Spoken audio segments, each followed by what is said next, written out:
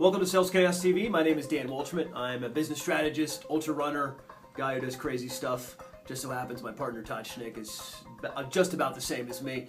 As you know about the format of the show, we put 8 minutes on the clock, and when we're done talking and when the 8 minutes is up, we've solved every problem. All of life's problems are solved. 8 minutes is how we do it. So we're going to get started on a topic today that has been kind of an edgy subject in the social media space and business space online. It's really the idea of content creator or content curator. And let me set the stage and then throw the hot potato at you. The idea is people created blogs, they were creating content, and now kind of the new strategy is we know that's no longer the rage.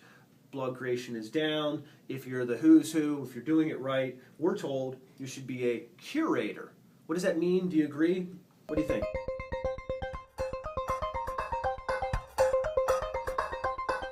Oh gosh, well, you're a curator, frankly, if you just retweet other people's articles on Twitter.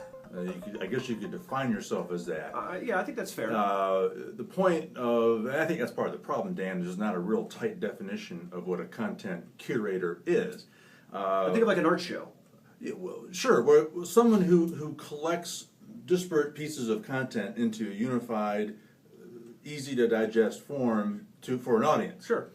The problem I have with curators, granted in a very loose sense of the word, is this phenomenon where you just spend a few minutes on Twitter, you see it all the time, people are just spewing out content that I'm sure they're not even reading. Yeah. Just because they think, hey, it's cool and hip to be a curator, so I'm just gonna pour out content left and right because that makes me cool. That my audience will appreciate the fact that I'm putting out content out there. I don't know. I have a problem with that. Thinking that no, shouldn't you be? I think you need to be careful about what you put out into the mix. And so I think it's wrong just to randomly retweet stuff, just so you can say, hey, I'm sharing. All the marketing gurus say I ought to be sharing content out there. Yeah. So so your idea of curator, you're saying take a little more time. Only retweet things that you really like. Only share things on Facebook that you really like, or Google Plus, whatever you're using, and that way you build credibility. I don't totally disagree with you. I also think there's a different angle to that, which is, you do need to be creating content, and to create content, I mean, not just writing your thoughts. By the way, if you're someone who creates content and it's all first person, like. I was at the Stop and Go and I saw someone filling up with gas and they had really bad customer service. Okay, that's not really content creation. That's like a bitch fest. Okay, so that's not content creation. If you're writing blogs and observations of things like that, that's really you're not doing any good for anybody else. I heard an expert say it really well. He said less than 2% of your blogging should be about these personal things. Or like, I'm an expert and I was advising a Fortune 100 client. Well, that's all self-aggrandizing. No one gets any value. So you have to create content that's valuable. I think that's key, and you have to know what you stand for and have some beliefs that are a little different. Now, you agree with that? You're talking because I already disagree with you with something else. You're talking about creating, yes, but there's also curating. So the question becomes: should you be one or the other? Can you be both?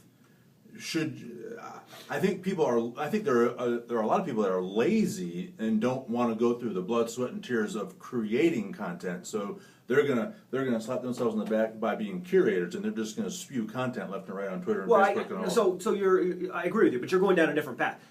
Do you agree with my content ideas that you have to create good content? Content's got to be serving a marketplace. Okay. So it can't be about you. So let me disagree with you on curation. Now that I have your agreement, I have maybe my ideas aren't as formed as yours, but around this curation. But there are tools like Triber that I use, and I'm part of tribes, and I can share other people's content. And I don't read all their content when I say share with my group. I know some of those people. I've developed some relationships. Look, I'm not going to pretend like I go and read every word. A lot of times I skim them really fast. Some of it is like the title, and I'm like, retweet. Dan, I'm in Triber too, and I share stuff of people in my tribe that I don't read, and I feel lousy about it. And I worry that that's a bad move for me to make. I don't know.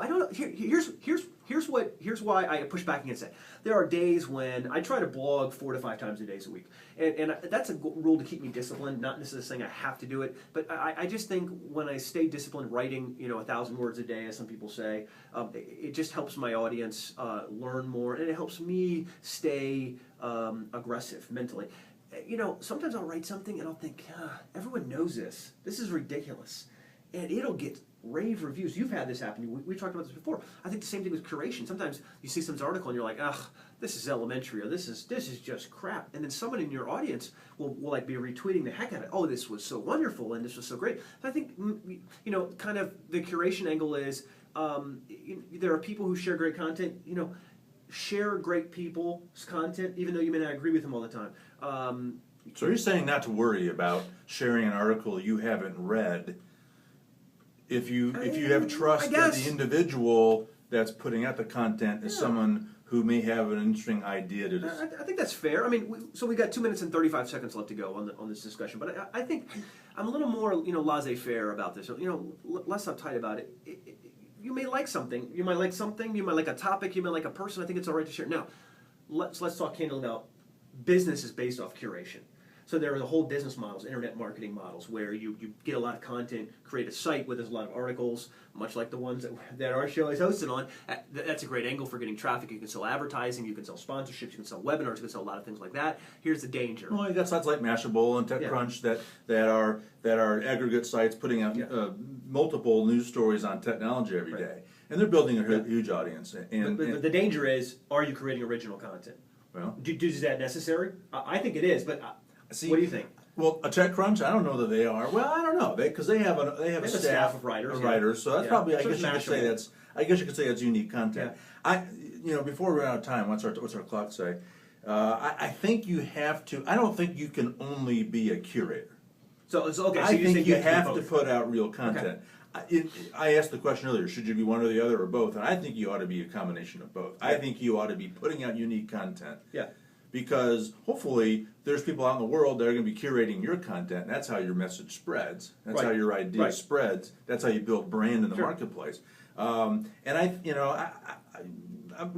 still struggling with this notion of putting out content that I haven't read. I feel bad about that. But you made me feel better about it because if I'm sharing it from someone, let's say I haven't read an article of yours, sometimes you say some whacked out stuff. But for shame. but it's thought provoking stuff, and that's the point. Yeah. You're trying to open some minds and generate some conversation.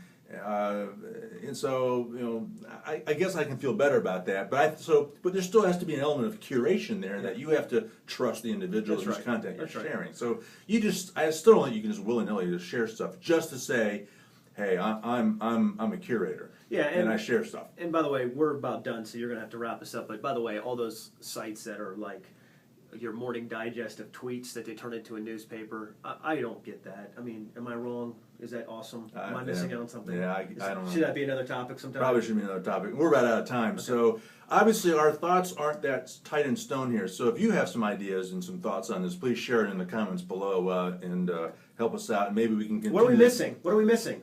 I don't know. I guess people have to tell us what we're missing. Yeah. So tell us what we're missing. Yeah, I'm sure we are. And that's also the beauty of curation. You're sure that you're sure that we're missing something? Oh, absolutely. We solved this problem. Yeah. We solved it. Hardly. Anyway, that wraps this episode of Sales Chaos TV. On behalf of Dan Walshman, I'm Todd Schnick. Treat your customers and prospects like frickin' human beings. We'll see you next time.